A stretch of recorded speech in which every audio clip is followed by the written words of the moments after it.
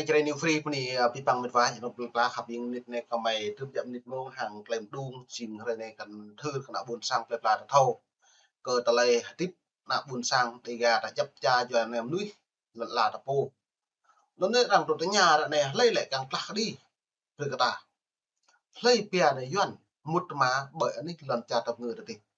yuan cất yuan có một đảng cộng sản Việt Nam nó lại nhưng mà ở Úc ta chính người dân bản địa như dạp tám nuôi thuộc địa sẽ nhiều mà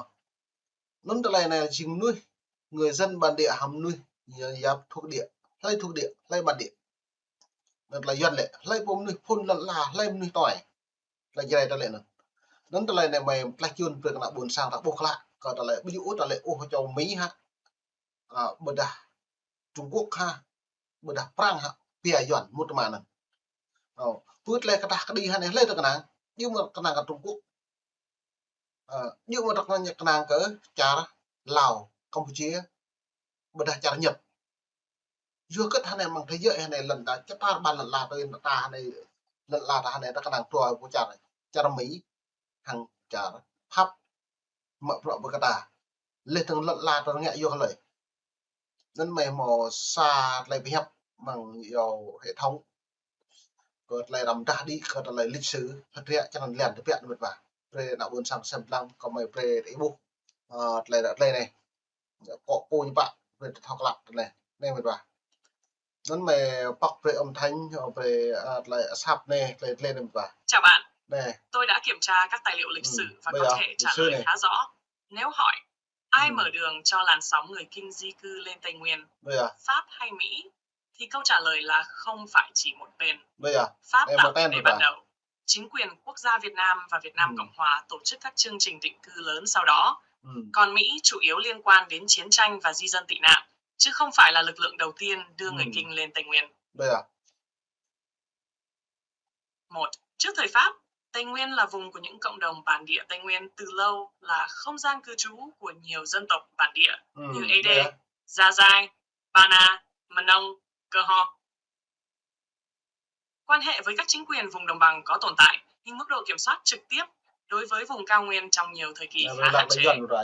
Nghiên cứu lịch sử về Tây Nguyên trước năm 1954 cũng cho thấy đây là một khu vực có hệ thống xã hội và chính trị riêng của các cộng đồng miền núi. Bây giờ ta mong lau lên một vả này thiện là tập này. Người Pháp là một trong những lực lượng đầu tiên tạo ra làn sóng người Kinh lớn hơn. Đây là điểm quan trọng. Sau khi Pháp thiết lập quyền kiểm soát Đông Dương, họ ngày càng quan tâm đến Tây Nguyên vì vị trí chiến lược, đất đai, rừng và khả năng phát triển cây công nghiệp.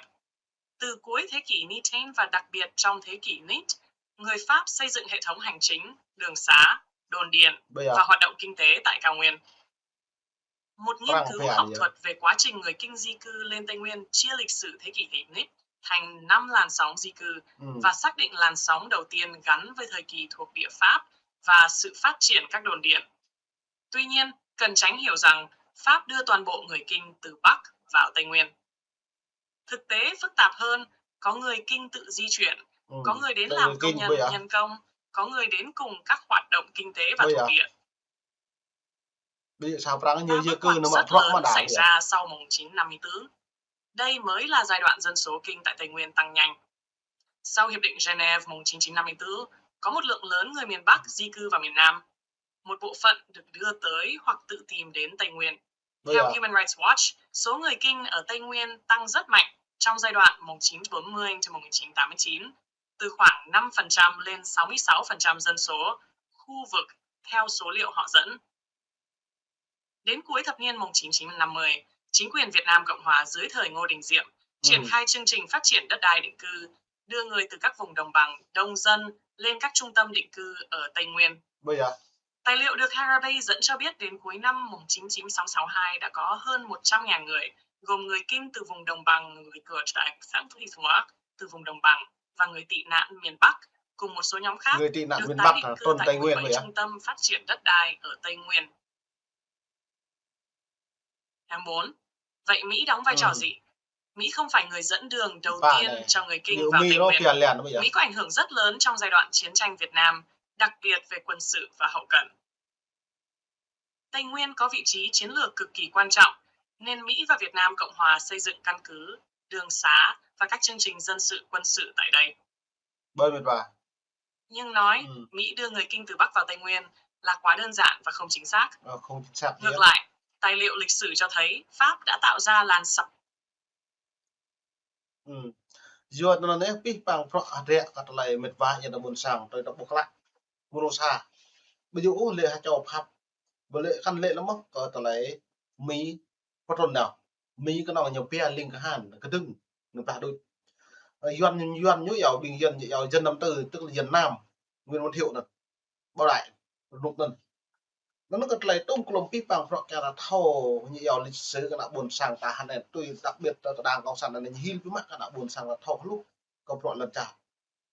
doan không phải như một perang nhiều pia bịa đi chấm nuôi xăm như phải lu nhiều nuôi như giàu tị nạn lanh nạn tròn phải đi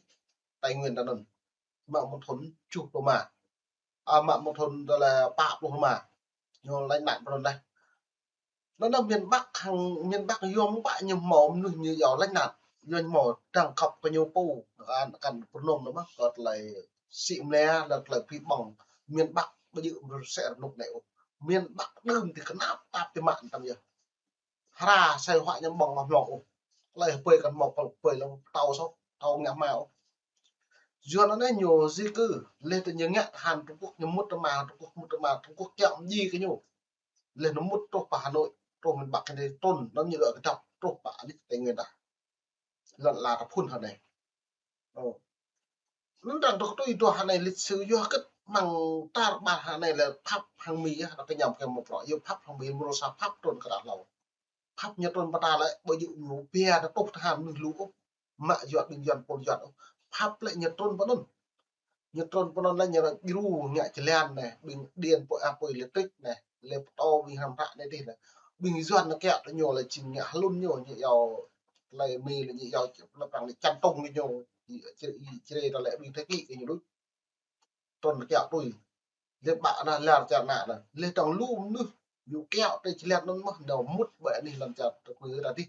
lần là tao nghe thì là rồi quy bong lại xịn nè lại đi piạt tôi đây nhẹ đây mà lên tôi tập được thì xịn nè lại buồn sáng như một lại đi như giàu dân năm tư nữa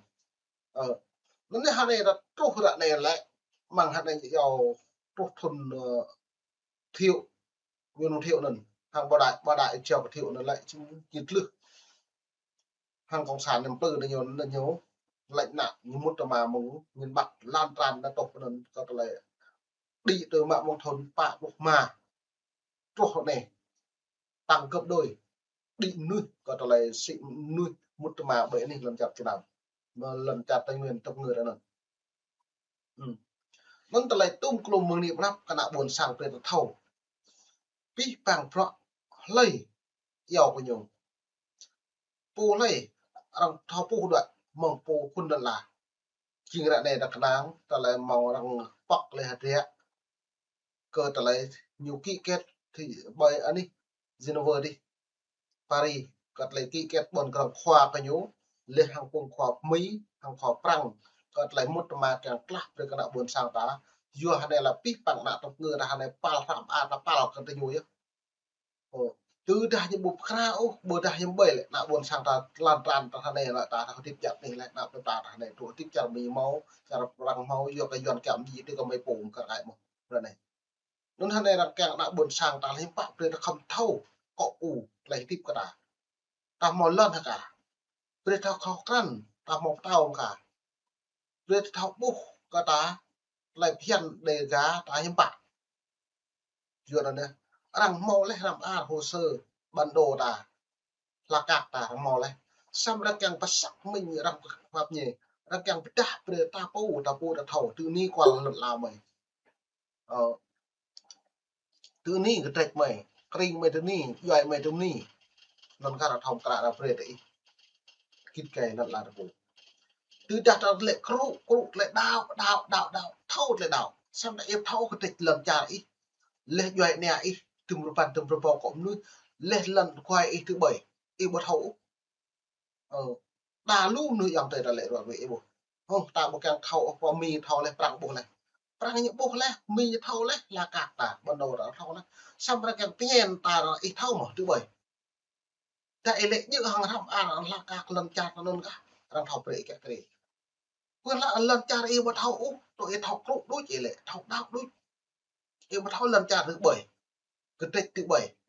đang pre NV thâu mà lên ít phải cái nào buồn sạc ít